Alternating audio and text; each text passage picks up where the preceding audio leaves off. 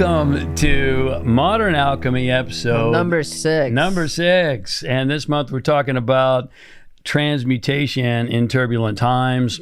And what we'd like to focus on today, Bersabeh, Yes, is how to turn chaos into order. this is very fascinating. I'd like to see how this is done. I would too, actually. It takes a lot of mental alchemy. But nonetheless, how to turn chaos into order. And she's very honest. Thank you. What you see is what you get with Pretty Bersabeh. much.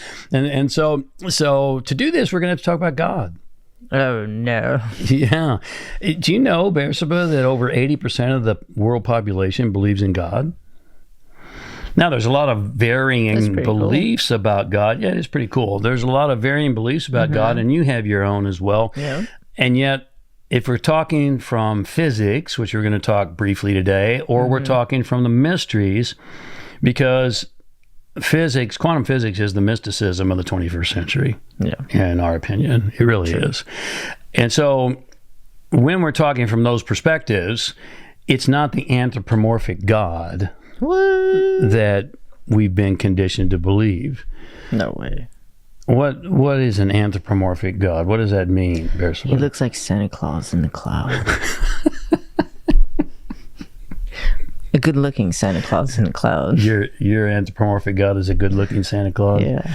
Yeah. Long bearded, white beard. Yeah. Buff. Looks like Hercules. Stated only as Bersabeh can state. But isn't it true, though, that so many people treat God as their own personal Santa Claus? You know, Yes. Please, would you bring me this for Christmas and give me that and help me out of this situation, even though I've totally messed things up. But nonetheless, what quantum physics tells us, Max Planck, the father of quantum physics, do you know what he says? Max Planck says, mind is the matrix of all matter. Mind is the matrix, foundation of all matter. And so, according to quantum physics, mind or consciousness is God. And how does that consciousness or mind operate? Well, in physics, it's called quantum superposition. Wait. Did you see that? Bersabeh just went into quantum superposition. I couldn't do it fast enough. You couldn't do it I was fast standing enough. behind you. You were actually I was. in all those places at the same time. I was. Did you see that? So as only Bersabeh can demonstrate so well. But quantum superposition basically says that all possibilities exist simultaneously. All potential, all possibilities exist simultaneously. Yes. Now, here comes the big mic drop. What does alchemy often too expensive. say I'm not going to about do that. say about God? Alchemy calls God chaos. Oh, no. So if you just saw Bersabeh do her quantum superposition, then it might make sense to you why alchemy says God is chaos. Yeah, see? Chaos. Yeah. Chaos. Because it's not ordered. Stay, don't leave. You might lose some viewers on that one. Yeah, the opposite of chaos is what? Order. Order. And boy, don't we love order. We want things to be ordered. And so how do we create order? Well, first of all, we have to understand that energy's prime drive is to move, is to be all over the place. And so energy needing to move has to be corralled. It has to be put into a box, if you will. So that's what we call order. What is actually order from God's perspective is chaos. It's, according to the mysteries, it's quantum superposition. It's all possibility. And what we have to do is be able to bring that infinite possibility down into a specific form of order. And order is held in place through resistance. Interesting. How's that? Well, because it wants to move. Oh. And so you have to put it in these walls, and you have to confine it to keep it orderly, because that's not what it wants to do. That's not its natural position. Its natural position is movement. Man. Right?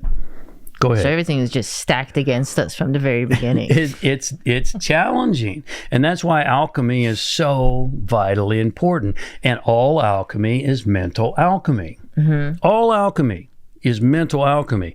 How do you create order from chaos? Well, you have to specify something and you have to hold on to it. Because it's wanting to get away. It's wanting to go back to its natural state. And you have to hold it and keep it and confine it and restrict it until it comes into form. Interesting. That's really easy to do, isn't it, Bersabeh? Oh, yeah. Not even. So in turbulent times, you can look around and see a lot of turbulence. You can look around and see a lot of chaos. What we're going to challenge you to do is, as a mental alchemist, as a modern alchemist, is to choose your outcome.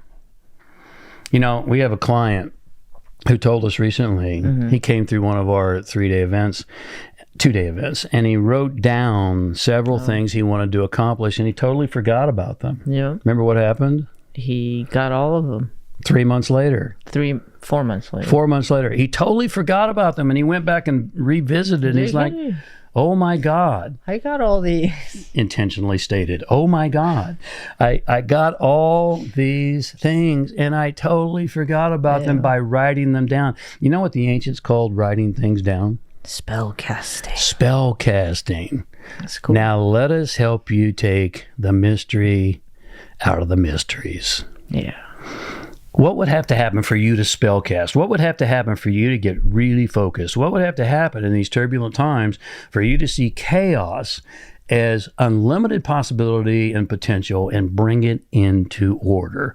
Not suggesting it's easy, but I'll tell you, the outcomes are well worth it. Yeah, I'm sure a lot of people can actually relate to that. It's usually when something horrible goes in, well, you think it's horrible going on in your life, and some time passes and you come to learn that it was probably one of the best things that could have happened to you.